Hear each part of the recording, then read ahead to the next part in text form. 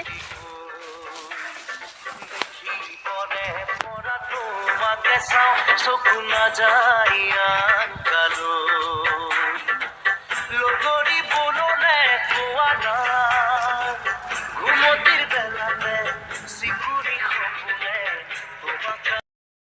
Good morning guys, আমি আজি তিল কাটিব আহিছোঁ। ইয়াত তিল লগাইছিলোঁ, কেইদিনমান আগতে ভিডিঅ' দেখাইছিলোঁ নহয় আপোনালোকক।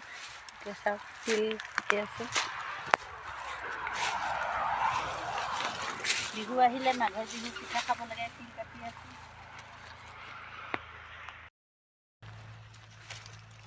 এজনী আমাৰ বাইদেউ তিল কাটি আছে, দেখিছা লগৰীয়া। মোৰ মালিক, এইটো ছোৱালী।